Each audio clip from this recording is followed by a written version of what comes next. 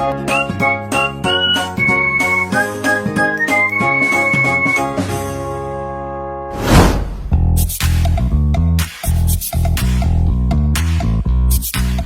sahabat, jumpa kembali di channel SK TV. Untuk kali ini SK TV akan memberikan informasi mengenai budidaya belut di kolam terpal. Belut kerap ditemukan di sawah lantaran hidupnya cenderung di perairan dangkal dengan dasar lumpur. Siapa sangka, budidaya belut kolam terpal bisa mendatangkan keuntungan yang sangat besar loh. Seperti diketahui, bentuk belut lebih mirip ular kendati hewan yang satu ini termasuk ke dalam sekelompok ikan. Oleh karenanya, banyak masyarakat yang menyukai belut untuk dikonsumsi layaknya ikan. Selain ternak lele, melihat potensinya yang besar dalam budidaya belut ini, kamu bisa loh untuk mulai memperhitungkan untuk mencobanya. Tenang, selain kolam tong, budidaya belut kolam terpal menjadi alternatif yang bisa kamu pilih. Dari sisi modal atau harga, medium kolam terpal relatif lebih murah, peralatan yang dibutuhkan dan digunakan juga tergolong sederhana. Kuncinya, dalam pembuatan kolam terpal dan cara budidayanya, kamu mesti tahu prosedur yang sesuai. Berikut ini adalah langkah atau cara budidaya belut kolam terpal versi dari SK TV. Sebelum lanjut pastikan kamu sudah subscribe channel SK TV dan nyalakan tombol loncengnya, untuk mendapatkan update informasi terbaru.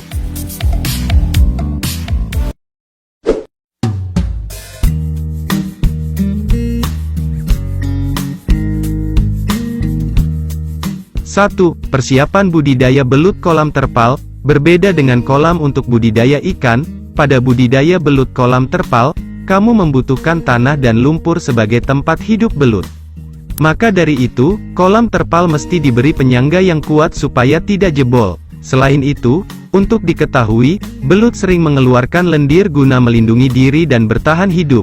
Jika lendir yang dikeluarkan berjumlah banyak dan menumpuk, maka berpotensi merusak kualitas air. Oleh karenanya, kolam terpal harus dibuat mengerucut pada bagian bawahnya dengan lubang pembuangan di bagian tengah. Fungsinya untuk memudahkan pembuangan air ketika kamu hendak menggantinya. Buatlah kolam terpal dengan ukuran ideal, misalnya 4 meter x 5 meter x 1 meter. Kemudian, tinggi kolam terpal 80 cm dengan media tanah sawah, cincangan jerami padi, dan potongan gedebok pisang.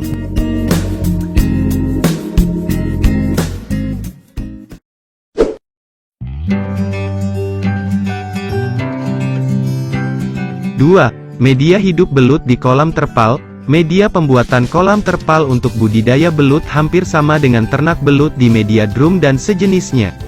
Adapun media hidup belut mesti kamu perhatikan sebelum melakukan budidaya supaya hasilnya maksimal. Susunan pertama yakni gedebok pisang dengan ketebalan 5 cm, kemudian siapkan pula jerami setebal 5 cm, tambahkan pupuk kompos, lapisan terakhir yaitu lumpur sawah sekitar 10 cm. Sertakan pula penyiraman mikroorganisme starter.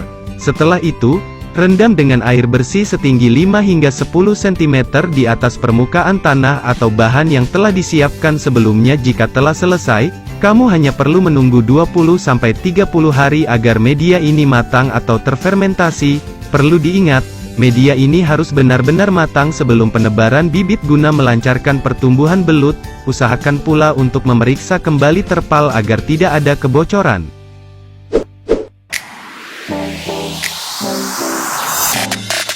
Tiga, penebaran bibit belut. Untuk ukuran bibit atau benih belut, umumnya adalah sekitar 12-15 cm dengan padat tebar yakni 25 ekor per meter persegi atau 1-1,5 kg per meter persegi. Kamu juga mesti memerhatikan kondisi bibit sebelum menebarnya. Usahakan agar bibit atau benih belut dalam kondisi sehat dan mempunyai ukuran yang seragam supaya dapat dipanen dalam waktu bersamaan. Sama dengan ternak lele, dalam pelepasan bibit, lakukan secara perlahan dan sedikit demi sedikit agar bibit belut tidak stres. Biarkan belut-belut tersebut membuat lubangnya sendiri. Adapun waktu penebaran bibit yang paling ideal adalah sore atau pagi hari, sebelum jam 8 pagi, guna memberikan masa adaptasi terhadap lingkungan barunya.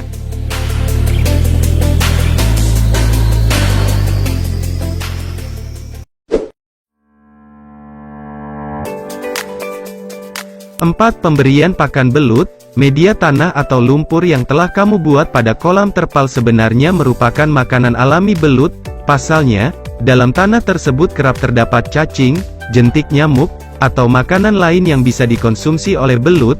Apabila ingin hasil yang lebih baik, sebelum bibit ditebar, kamu bisa memasukkan sejumlah keong, bekicot, atau binatang lainnya ke dalam tanah.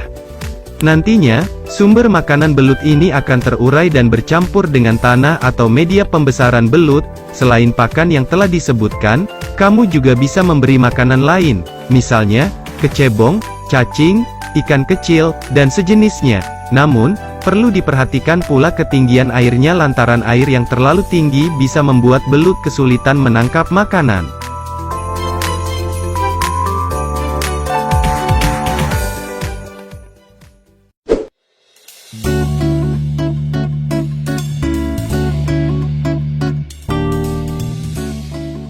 Lima. Masa panen. Belut yang telah ditebar dengan ukuran 12-15 cm biasanya bisa dipanen dalam waktu 3-4 bulan. Untuk belut yang mulai bisa dikonsumsi biasanya berukuran panjang 30-50 cm atau 3-5 ekor per kilogram.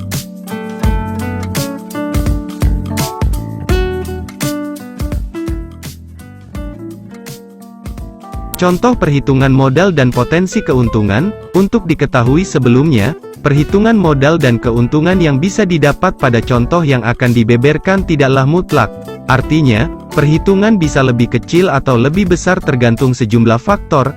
Dalam contoh perhitungan ini yang bisa kamu sesuaikan adalah jumlah kebutuhan kolam terpal, tenaga kerja, biaya pakan.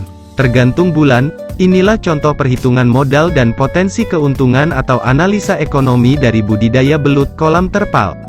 Modal usaha, harga dalam rupiah, kolam terpal sebanyak 4 unit, 2 juta, media tanam, 1.500.000, pompa air 1 unit, 500.000, peralatan budidaya dan panen, 800.000, total modal, 4.800.000, biaya produksi per 6 bulan harga dalam rupiah, pakan, cacing, keong, bekicot 16 juta, benih bibit 240 kg, 2 kali tebar, 8.400.000, tenaga kerja 2 orang, 7.200.000, listrik, 500.000, penyusutan dan biaya lain-lain, 1.300.000, total biaya produksi, 33.400.000.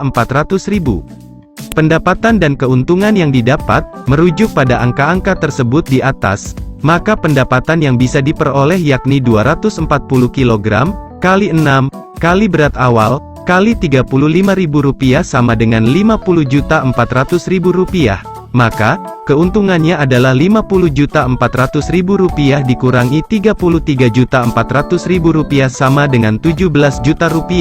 Menarik bukan?